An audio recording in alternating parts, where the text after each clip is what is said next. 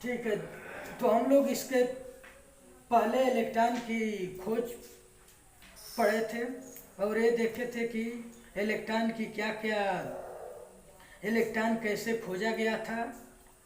उसका E/m का मान जो था गैस के नेचर पे डिपेंड नहीं करता था, यानी कि यूनिवर्सल कांस्टेंट जो है उसका मान जो है E/m का मान यूनिवर्सल कांस्टेंट होता है, यानी कि कहा जाए तो ये गैस की प्रकृति पे निर्भर नहीं करते हैं। अब प्रॉपर्टी ऑफ इलेक्ट्रॉन में हम लोगों ने ये भी देखा था कि कैथोड रे जो हैं ये इलेक्ट्रॉन से, ये कैथोड किरणें जो हैं ये सीधी रेखा में चलती हैं, यानी कि कहा जाए कि cathode ray move on straight line. Cathode ray जो होती हैं सीधी रेखा में चलती हैं। इसका अर्थ यह है कि यदि हम क्या करें कि डिस्चार्ज ट्यूब में एक व्हील रख दें तो ये कैथोड रे जब उनसे होकर के जाती हैं तो इसकी शैडो जो होती है वो दिखाई देती है, जिससे ये पता चलता है कि कैथोड रे जो हैं ये किससे मिलकर बनी हैं। कैथोड रे जो हैं एक सीधी रेखा में चल रही हैं। अब दूसरा प्रॉपर्टी इसकी थी कि cathode ray is made up of particles. Cathode ray जो होती हैं ये एक कणों से मिलकर बनी होती हैं। पिन व्हील रख करके देखा जाए कि कैथोड रे गई तो पिन व्हील को क्या की, रोटेट कर दी। इससे यह निष्कर्ष निकलता है कि कैथोड रे जो होती हैं ये पार्टिकल से मिलकर बनी होती हैं या कणों से मिलकर बनी होती हैं। तीसरा था कि ये कैथोड रे जो हैं ये गैसों को आयनाइज कर देती हैं। चौथी प्रॉपर्टी थी कि कैथोड रे जो हैं एक्सरे जैसा व्यवहार करती हैं। तो कैसे ये करते हैं, इनके प्रॉपर्टी हैं। अब इसके बाद हम लोग का देखेंगे कि प्रोटॉन की खोज। तो प्रोटॉन की खोज गोल्डस्टाइन नामक साइंटिस्ट ने किया था। तो गोल्डस्टाइन नामक वैज्ञानिक ने इलेक्ट्रिक डिस्चार्ज ट्यूब लिया। तो इलेक्ट्रिक डिस्चार्ज ट्यूब लेने के बाद गोल्डस्टाइन नामक साइंटिस्ट ने परफोरेटेड कैथोड लिया और एनोड को बैटरी से कनेक्ट कर दिया। तो एनोड को बैटरी के प्लस टर्मिनल से और परफोरेटेड कैथोड को बैटरी के ऋण टर्मिनल से जोड़ दिया। और क्या किया कि इसमें जब हाइड्रोजन गैस पास किया तो देखा कि हाइड्रोजन गैस जो होते हैं, ये हाइड्रोजन गैस जो होते हैं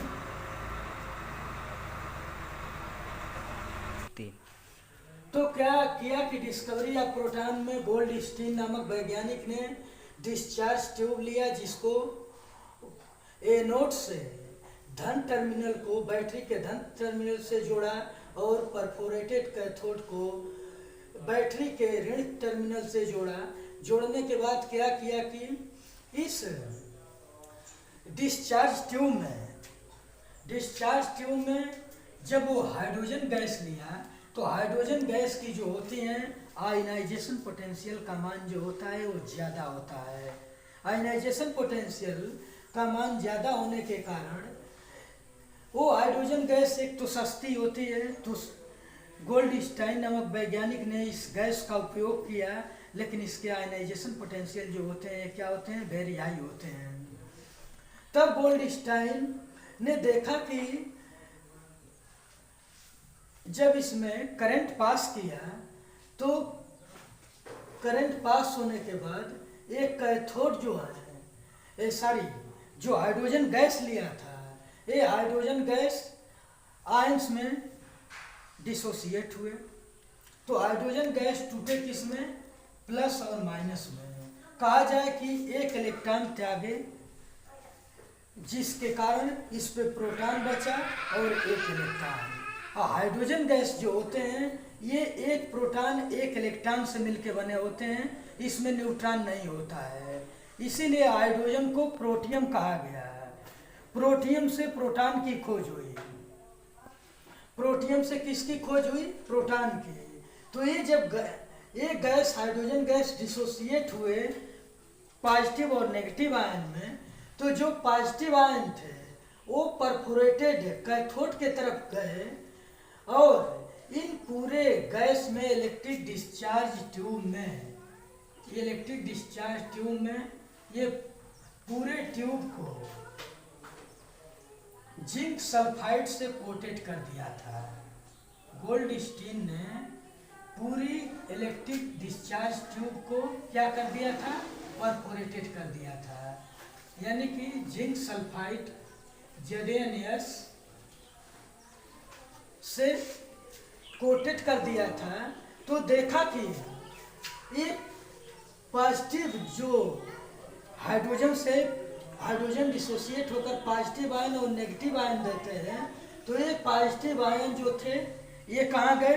परफोरेटेड कैथोड की तरफ जा करके और इन छिद्र से निकल कर, परफोरेटेड का अर्थ होता है छिद्रित कैथोड, तो इस छिद्रित कैथोड से निकल करके उसके पीछे दीवार पे जा करके टकराए और वहाँ पे फ्लोरोसेंस या हिंदी में कहा जाए उसको तो प्रदीप्ति उत्पन्न किए। इस किरणों को गोल्डस्टीन ने बताया कि ये कैनाल किरणें हैं, और जो ये ऋण हाइड्रोजन गैस से ऋण पार्ट मिला था या ऋण कण मिले थे, वो जाकर के एनोड पे समाहित हो गए। इससे गोल्डस्टाइन ने प्रोटॉन की खोज कर लिया, क्योंकि प्रोटॉन जब हाइड्रोजन गैस लिया था तो सबसे अच्छी बात यह थी कि हाइड्रोजन जो होता है, हाइड्रोजन में कोई प्रोटॉन नहीं होते हैं, एक इलेक्ट्रॉन और एक प्रोटॉन से मिलकर बने होते हैं। तो यदि हाइड्रोजन से एक इलेक्ट्रॉन निकाल दिया जाए तो एक प्रोटॉन बचेगा, तो एक प्रोटॉन बचता है इसमें, इसीलिए हाइड्रोजन का वैज्ञानिक नाम प्रोटियम होता है। तो प्रोटियम से इसकी उत्पत्ति हो गई प्रोटॉन। हाइड्रोजन को हम लोग H+ आयन को हम लोग प्रोटियम बोलते हैं, प्रोटियम से प्रोटॉन, क्योंकि प्रोटॉन में भी एक प्लस चार्ज होता है और हाइड्रोजन आयन में H+ में भी एक प्लस चार्ज होता है। H+ में भी क्या होते हैं? 1 इलेक्ट्रॉन और 1 प्रोटॉन होते हैं। देयर इज नो न्यूट्रॉन, यहाँ न्यूट्रॉन नहीं होते हैं हाइड्रोजन में। इसीलिए जब हाइड्रोजन गैस लिया तो सबसे अच्छी बात गोल्डस्टीन के लिए ये थी कि ये जो हाइड्रोजन थे ये आयनाइज होने के बाद इलेक्ट्रॉन और प्रोटॉन में डिसोसिएट हुए, और डिसोसिएट होने के बाद हाइड्रोजन में एक प्रोटॉन एक इलेक्ट्रॉन होता है, कोई न्यूट्रॉन नहीं होता है। तो जब हाइड्रोजन गैस जो थी हाइड्रोजन आयन में डिसोसिएट हुई तो एक इलेक्ट्रॉन इसका निकल गया और प्रोटॉन बचे, इसीलिए H+ आयन को प्रोटियम कहा गया। तो प्रोटियम से प्रोटॉन, तो यहाँ जो ये प्लस चार्ज जो था डिसोसिएट होने के बाद एक छिद्रित कैथोड से निकल करके इसके कैथोड के पीछे टकराया और प्रदीप्ति उत्पन्न किया। तो इन किरणों को वाइन और गोल्डस्टाइन के बाद J.J. थॉमसन ने अध्ययन करने के बाद ये पता लगाया कि ये कैनाल किरणें क्या होती हैं। तो कैनाल लास्ट में यह निष्कर्ष निकला कि कैनाल किरणें जो होती हैं ये धन किरणें होती हैं, या जिसको कहा गया प्रोटॉन। तो इनकी प्रॉपर्टी होती हैं, प्रॉपर्टी ऑफ प्रोटॉन यानी कि प्रोटॉन के गुण सेम इलेक्ट्रॉन जैसे कि ये कैनाल में भी स्ट्रेट लाइन में गमन करती हैं, ये कहा जाए कि ये सीधी रेखा में चलती हैं, और ये धन किरणें जो होती हैं ये धन कणों से मिलकर के बनी होती हैं, यानी कि पॉजिटिव रे जो होती हैं, positive ray are made up of a positive particles. जो धन किरणें होती हैं धन कणों से मिलकर बनी होती हैं, और धन किरणें जो होती हैं